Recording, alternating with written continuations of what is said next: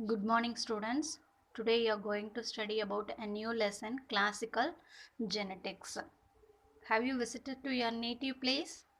Yeah, if you visited your native place, your relative members ask you, you are looking like your grandmother and grandfather, like that questions and all.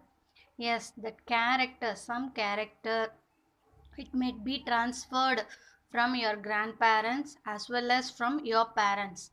The transmission of character from parents as well as grandparents, that is genetics.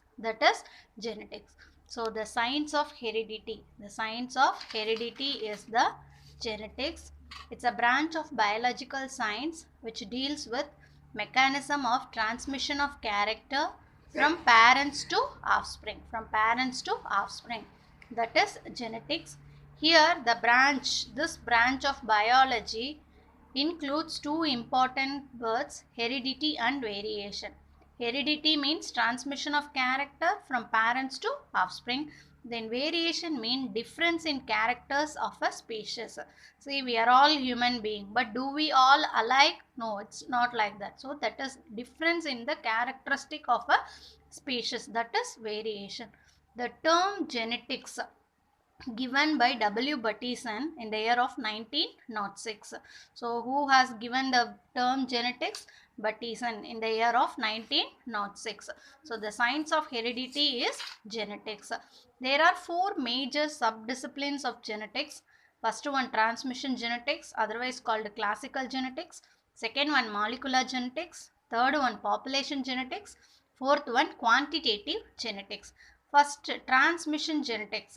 It is the branch, it deals with transmission of genes from parents to offspring. Because of the gene only, that character has transmitted from parents to offspring. So it's a branch of science. It deals with transmission of genes from parents to offspring. Next one, molecular genetic. Here it is about the study of structure and function of a gene. Structure and function of a gene at molecular level, that is molecular genetics. Next one, population genetics mean it deals with heredity in groups of individual for a particular triad which is determined by few genes. Group of individuals for triad which is determined by few genes. Here triad means character. Then quantitative genetics mean here also a group of individual, but the triad is controlled by many genes. In population it is controlled by few genes, but quantitative it is controlled by many genes. Next, genes. What is genes? It's a functional unit of inheritance. The basic unit of heredity is the genes. The basic unit of the heredity is the gene. Then there are two types of variation. What is variation? Difference in the characteristic of a species. There are two types of variation. First one, discontinuous variation. Second one, continuous variation. Discontinuous variation. In this, some characteristics are controlled by one or two major genes. Some characteristics are controlled by one or two major genes. Here it is genetically determined by inheritance factors. Then here there is no overlapping between the phenotype. If it is the tall plant only. If it is dwarf only. We do not find overlapping of the character. Then it is not affected by environmental condition. Because of the heat it may be dwarf, because of the heat it may be tall. It's not like that. So it is not affected by environmental condition. Then the discontinuous variation is otherwise called qualitative variation. Example, plant height in garden P. Next, continuous variation. This continuous variation, it is the result of environmental as well as the genetic factors. Here the character, external character, phenotype is determined by combined effect of many gene as well as the environmental factor. We can see the example, human height as well as the skin color. It is because of the gene as well as the environmental factor. But environment will not affect the discontinuous variation. Next we can see the importance of variation. See, variations make some individuals better fitted in the struggle for existence. If the offsprings produce weaker progeny, it will not cope up with the environment. So there is a change in the offspring to fit in the situation. So variations make some individuals better fitted in the struggle for existence. Then it helps the individuals to adapt themselves to changing environment. But sometimes some plants and animals living in the particular area only, we can't able to found the same organism in some other places. Because of variation, there will be a chance of seeing all the organism in all place. Next, provides the genetic material for natural selection. Then it is the raw material for evolution. Without variation, there will be no evolution. If no evolution, no change in the organism. If a smaller organism wanted to small, then a simple organism wanted to be simple. There will be no upgradation of the organism.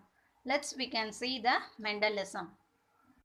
Mendelism, the contribution of Mendel to the branch of biology genetics is called Mendelism. It includes all the concepts brought out by Mendel through his original research in the field of plant hybridization. So Mendelian genetic concepts are basic to modern concepts of genetics. So we are calling him as a father of genetics. Who is called as father of genetics? Gregor Johann Mendel. He was born on 22nd July 1822 in Heisendorf, Austria. After school education, he studied botany, physics, mathematics at the University of Vienna. He entered a monastery of St. Thomas at Brunn. He continued his interest in plant hybridization. And in 1849, he got a temporary position as a school teacher. There, he performed a series of experiments on the pea plant. In 1856 only, he started his historic studies on the pea plant. From 1856 to 1863, he discovered the principles of heredity by studying the inheritance of 7 pairs of contrasting character of pea plant. Then he crossed and catalogued 24,034 plants through many generations. His paper Experiments on Plant Hybrid was presented and published in the proceedings of the Brunn Society of Natural History in the year of 1866. He was the first systematic researcher in the field of genetics. He was the first systematic researcher in the field of genetics. That's why we are calling him as a father of genetics. Then he worked at the rules of inheritance and he got a correct mechanism even before the knowledge of cellular mechanism, DNA, genes and chromosome became available. Then he played a very important role in the branch of plant hybridization for producing a better varieties. Then Mendel died in year 1884. In the year of 1900, the work of Mendel's experiments were rediscovered by 3 scientists. They are Hugo de Vries of Holland, Karl Hans of Germany, then Erich von Schermark of Austria. Who is called as father of genetics? Gregor Johann Mendel. Which plant he has chosen? Pisum sativum, garden pea plant. Let's see the contrasting character of the Pisum sativum. 7 characters studied by Mendel in the pea plant Pisum sativum. Let's see one by one. Character, stem length, dominant, 2 contrasting characters. So tall as well as dwarf. Then pod shape, inflated as well as constricted. Then seed shape, round, wrinkled. Seed color, yellow, green. Then flower position, axial, terminal. Then flower color, purple, white. Then pod color, green and yellow. So there are 7 contrasting character found in the garden pea plant.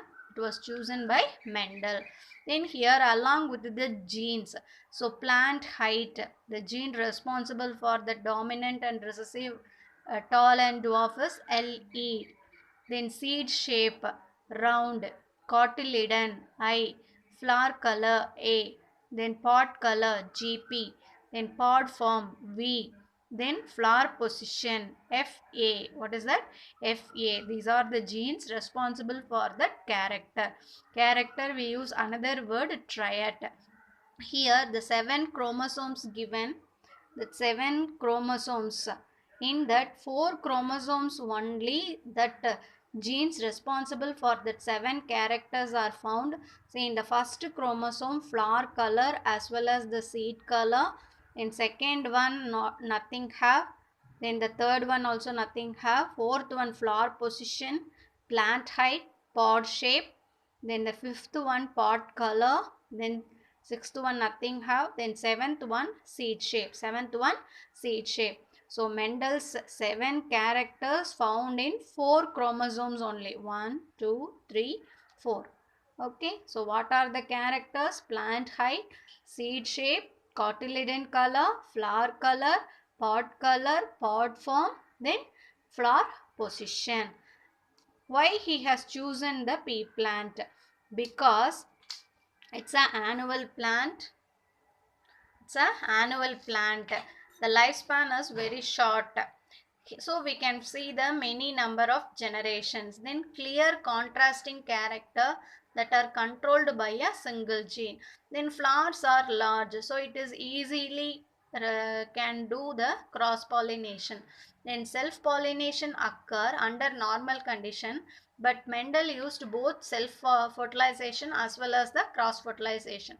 So why he has chosen the pea plant means it's a short lifespan plant, then clear contrasting characters, then cross pollination is easy, then flowers are large. Then he was very successful because he applied mathematics and statistical methods to biology and laws of probability to his breeding experiment. Then he followed scientific method and kept accurate and detailed records of the crosses. Then his experiments were carefully planned and he used large number of samples.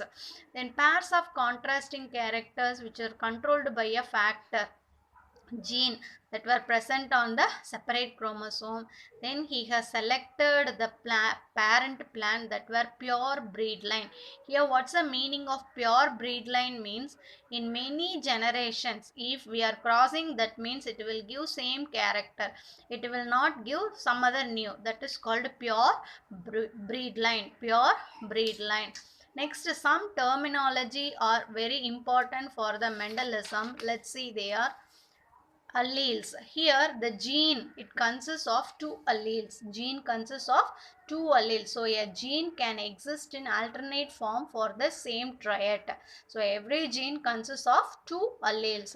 Homozygous, an individual has two identical alleles of a gene, capital T, capital T. Here same allele have, so we can use the word homozygous. If it consists of two different allele, capital T, small t, that is called heterozygous. Then dominant allele, we use the word always capital letter. Then recessive allele, we use always small letter. Homozygous dominant mean an individual with two dominant allele. See, this is capital T, capital T. Then homozygous recessive means an individual with two recessive allele, small t, small t. In heterozygous tall mean an individual with one dominant and one with recessive. That is called heterozygous tall. Next we can see Mendel's monohybrid cross. Mendel's monohybrid cross. It's a genetic cross which involves individuals, plants, Pisum sativum plant, pea plant, differing in single character.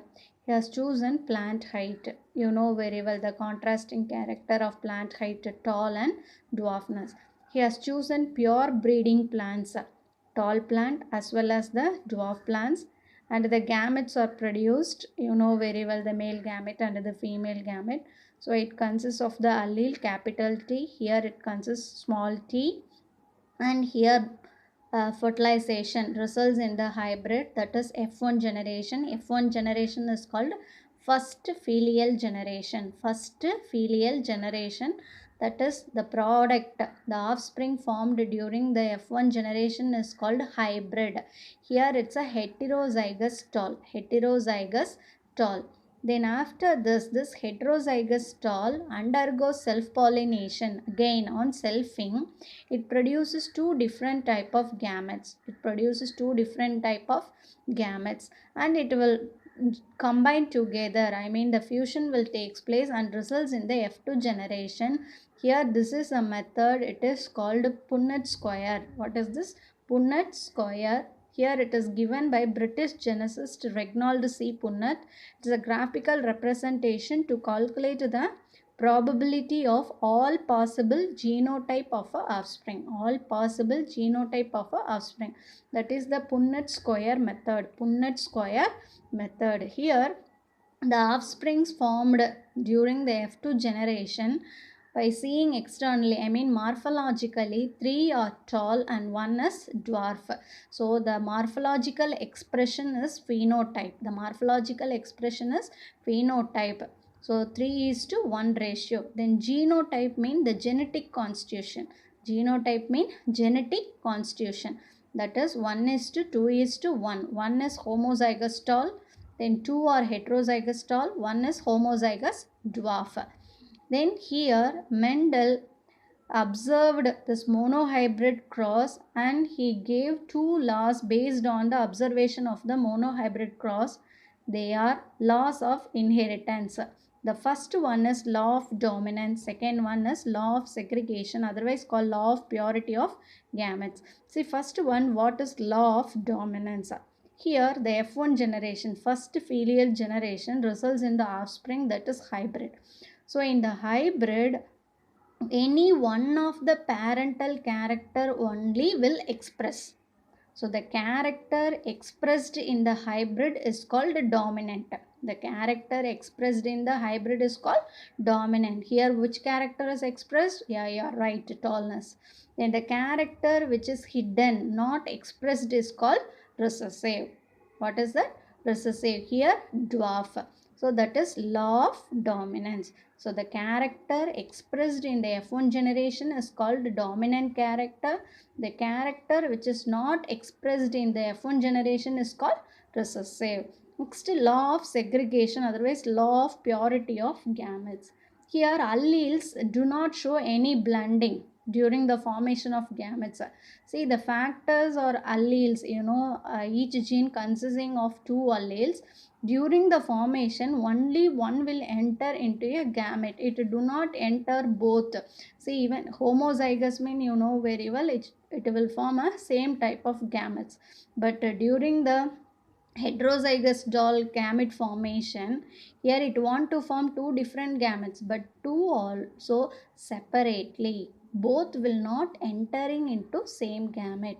This is called law of segregation, otherwise law of purity of gametes. Gametes never hybrid. Gametes never hybrid. Next we can see monohybrid, test cross and back cross. Test cross, here it's a crossing an individual of unknown genotype. It may be heterozygous, otherwise it may be a homozygous. Unknown with a homozygous recessive. So here we have taken heterozygous test cross. Heterozygous, one dominant allele have, one recessive. This is a heterozygous tall. We are crossing with homozygous dwarf. Here it will result in the F2 generation equal proportion of tall and dwarf plants. Equal proportion of tall and dwarf plants. If we see homozygous test cross, all are tall plants in the F2 generation. This test cross is used to identify whether an individual is homozygous or heterozygous for dominant character. So if we are crossing heterozygous tall plant with a homozygous recessive mean 50-50 percentage of tall and dwarf. Homozygous with a dwarf means recessive means all are tall plant. Let's see what is back cross. Back cross means cross of F1 hybrid with any one of the parental type. It may be a homozygous tall or it may be a homozygous dwarf. If we are selecting the dominant parent, it will result in all dominant character. No recessive individuals will be formed. If we are selecting the recessive type, the offsprings will be equal in number, I mean tallness and the dwarfness. Students, I will give you some questions. You can write as a self-test, study thoroughly and write.